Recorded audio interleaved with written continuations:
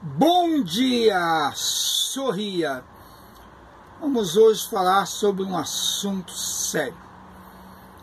Vamos falar do tema da Casa Grande, senzala, a favelização das grandes cidades brasileiras através dos séculos.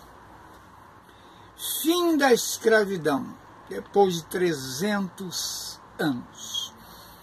Uma mancha dentro da história do Brasil. Acabou a escravidão, veio a Lei Áurea, libertando os africanos estes que enriqueceram com o seu trabalho braçal a Europa, através das madeiras de pau-brasil, cana-de-açúcar, algodão, ouro e café, enriquecendo principalmente Portugal, Holanda, França e Inglaterra. Acabou a escravidão e, libertados os escravos, eles foram largados à própria sorte, sem uma educação formal, sem nenhum amparo social, sem condições de sobrevivência, deixaram à própria sorte os ex-escravos. As mulheres negras foram ser prostitutas e os homens foram trabalhar de biscate nos centros urbanos já do Brasil constituído. E aí nós temos justamente também a Guerra de Canudos, no início do século XX. A Guerra de Canudos, onde justamente foi um movimento messiânico, político e social. E quando os soldados voltaram da Guerra de Canudos, depois de 4 expedições que massacraram aquela população, não tinham alojamento, não tinha aonde ficar aqui no Rio de Janeiro. Não havia quartel suficiente para o grande contingente de soldados que vieram até da Bahia, de outros estados, de Minas, do próprio Rio de Janeiro, depois do final da Guerra de Canudos. Então esses soldados foram morar no morro hoje que chama-se Morro da Providência. Providência porque o governo ia tomar providência de dar melhores condições de vida ao morro, água, luz e esgoto, e não fez nada. E ali se formou a primeira favela do Brasil. Favela, nome devido a uma vegetação que tem no morro lá em Canudos, o faveleiro.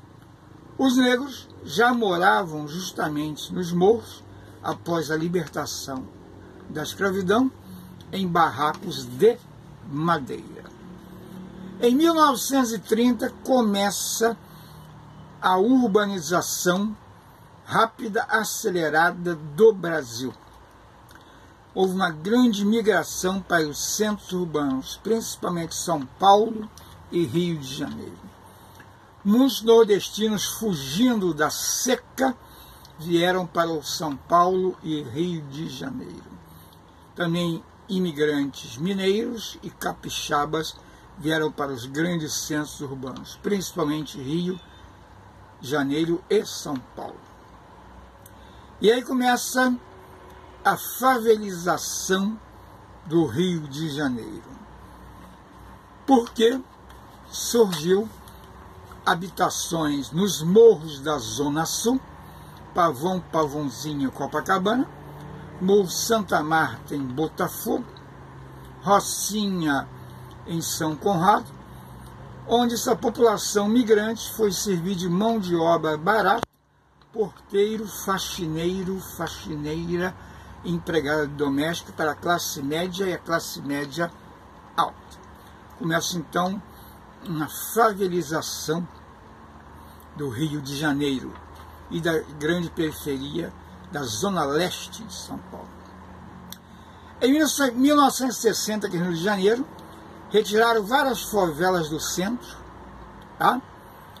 E mandaram justamente para a Zona Oeste, Bangu, Campo Grande. Então criaram a Vila Kennedy.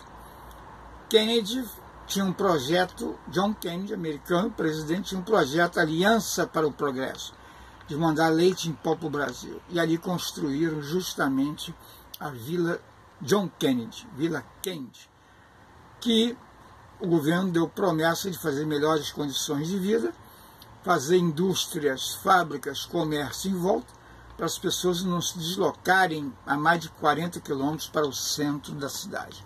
Nada foi feito. A Vila Aliança, a mesma coisa. Aliança para o Progresso era ali na Senador Camará, era um grande laranjal de um português desapropriado e fizeram um conjunto habitacional.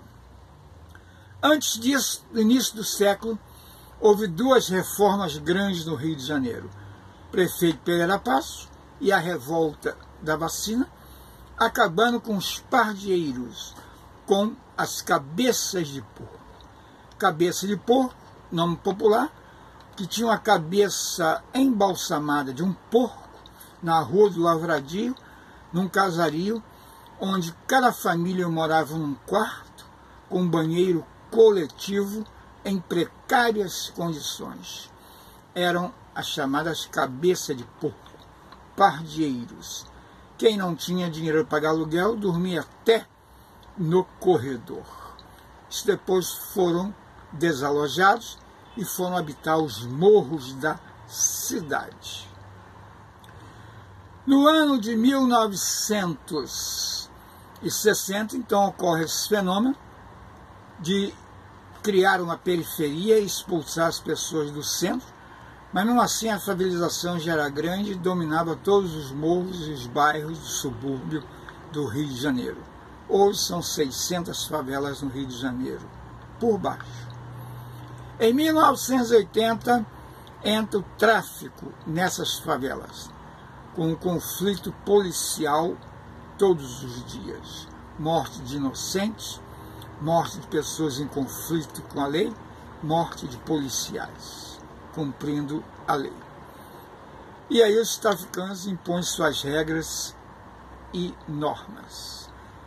No ano 2000 vai chegar justamente as milícias e vão expandir o seu território para a Zona Oeste, ocupando terrenos públicos, vendendo e construindo em terrenos públicos sem documento, explorando gatunete, água mineral, telefonia celular, dando segurança, entre aspas, às pessoas, cobrando taxa das pessoas e dos comerciantes, fenômeno das milícias que se expandem para a região metropolitana das cidades do Rio de Janeiro e também em outros estados já começa a ver esse fenômeno das milícias.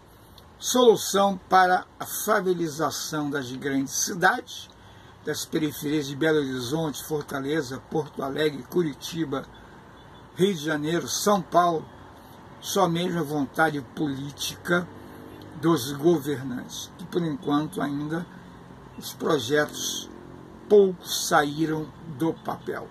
Falta água, luz decente, falta saneamento básico, muita doença, muita tuberculose, favelas com vielas tão estreitas que não passa nem uma geladeira direito, sem ventilação, habitações de 30 metros quadrados, onde moram 10 pessoas dentro de um quarto, sala, cozinha e banheiro, 30 metros, 35 metros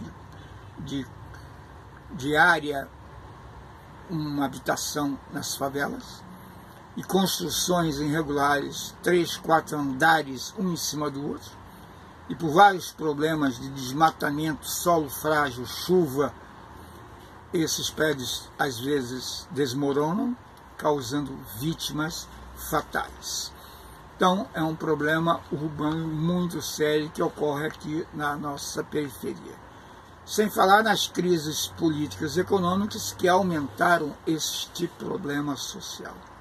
Aqui é o Nitroso, muito obrigado e boa sorte.